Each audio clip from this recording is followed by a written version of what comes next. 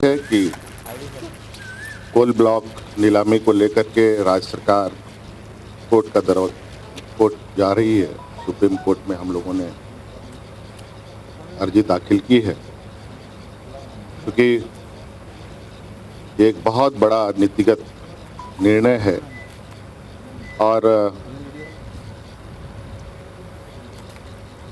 इसमें राज्य सरकार को भी कॉन्फिडेंस में लेने की आवश्यकता है, क्योंकि खनन को लेकर राज्य में हमेशा ये विषय ज्वलंत रहा है और इतने वर्षों के बाद एक नई प्रक्रिया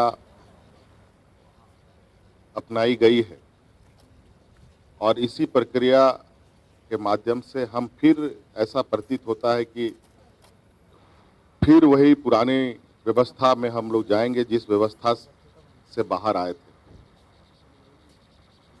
लेकिन आने के बाद मौजूदा व्यवस्था के माध्यम से भी यहाँ के रैयतों को, यहाँ के लोगों को इस खनन से अभी भी उसका अधिकार उनको नहीं प्राप्त हुआ। अभी भी विस्थापन की समस्याएं बड़े पैमाने पर उलझी हुई हैं, जमीन विवाद भी उलझी हुई हैं। आज इसको लेकर लगभग सभी मजदूर संगठन सड़कों पर है और इस विषय पर हम लोगों ने इस पर जल्दबाजी ना करने का आग्रह केंद्र सरकार को किया था। जब उधर से कोई ऐसा आश्वासन प्राप्त नहीं हुआ जिससे हमें लगे कि इसमें ट्रांसपेरेंसी है या इसमें राज्य को फ़ायदा है, यहाँ के लोगों को फ़ायदा है, इसको लेकर हमने ये निर्णय लिया है। इसको समीक्षा उपरांत पूरा विस्तृत रूप पे, जबकि होना तो ये चाहिए कि इतने दिनों में यहाँ खनन कार्य होते रहे हैं, इससे एक राज्यव्यापी सर्वे भी होना चाहिए था कि खनन से यहाँ के लोगों को कितना लाभ हुआ। सोशियो इकोनॉमिक सर्वे कम से कम किया जाना चाहिए था, ताकि ये बात पता चले कि इस खनन से लोगों को लाभ मिला कि नहीं मिला, नहीं मिला तो क्यों नहीं मिला। तो इस दिशा में आगे कैसे बढ़ी जाए, ये बहुत बड़ा विषय था और इस विषय पे मुझे लग रहा है कि केंद्र सरकार ने बहुत हड़बड़ी दिखाई है, क्योंकि पूरा दुनिया लॉकडाउन के जंजीरों से जकड़ा है और आज जिसमें पूरे तरीके से विदेशी निवेश की भी बात भारत सरकार कर रही है, जब विदेश के लोगों का आवागमन ही अभी बंद है, तो ये चीज़ें अभी बहुत सारे ऐसे सवाल हैं, स्थानीय समस्याएं हैं और आज के दिन में डिमांड भी, उद्योग धंधे का भी स्थिति आप देखेंगे कि सब ठप पड़ा है और ऐसे में मुझे लगता है कि उचित और राज्य को लाभ देने वाला प्रक्रिया मुझे कम प्रतीत होती दिखाई देती है। इसलिए हमने ये निर्णय लिया है कि इस विषय पर हम लोग कानूनी लड़ाई भी लड़ेंगे और इसको लेकर हम लोग आगे बढ़ें।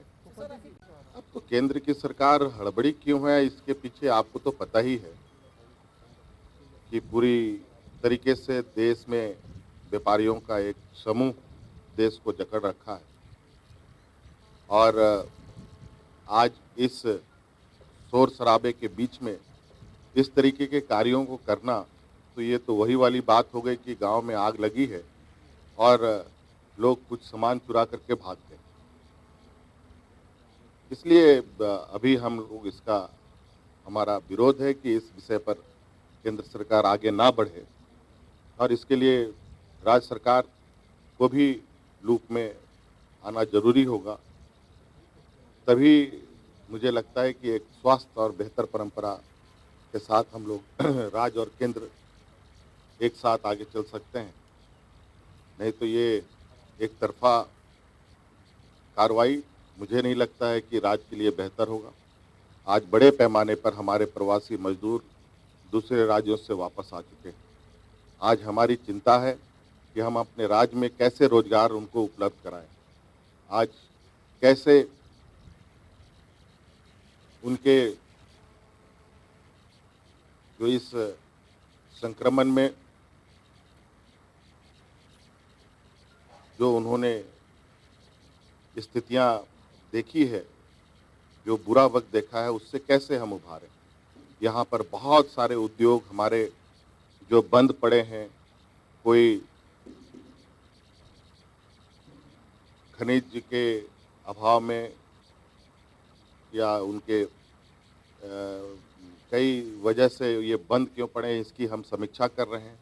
हम पहले अपने इस राज्य के उद्योग धंधे को भी हम कैसे पुनः गति दें ताकि वो इस राज्य में रोजगार सृजन कर पाएँ। पहले जो हैं पहले उनको तो हम देख लें।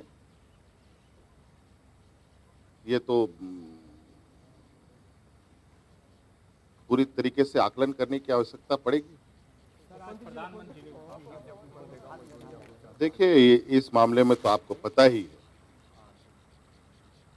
कि हमने तो ये काम पहले से ही शुरू कर दिया है। ये तो इस राज्य के 3 ही जिलों की बात करते हैं। हम तो पूरे राज्य में ये कार्यक्रम प्रारंभ कर चुके हैं और अभी से नहीं, महीना भर से ऊपर हो चुका है। आज उस काम में लगभग 6 लाख के लगभग उससे अधिक लोग रोजाना काम कर रहे हैं। मुझे लगता है कि बहुत जल्द हम और इसमें गति और भी लोगों को जोड़ेंगे। जो एक लक्ष्य के साथ हमने सुनिश्चित किया है कि 10 लाख लोगों को हर दिन रोजगार देंगे और वो लगभग अभी जबकि ये कार्यक्रम में तेजी आई है और बड़े पैमाने पर लोग इस काम में जुड़ रहे हैं और मुझे लगता है ये आज का प्रोग्राम कुल मिला जुला करके बिहार चुनाव को ध्यान में रखकर एक बिगुल फूँका गया।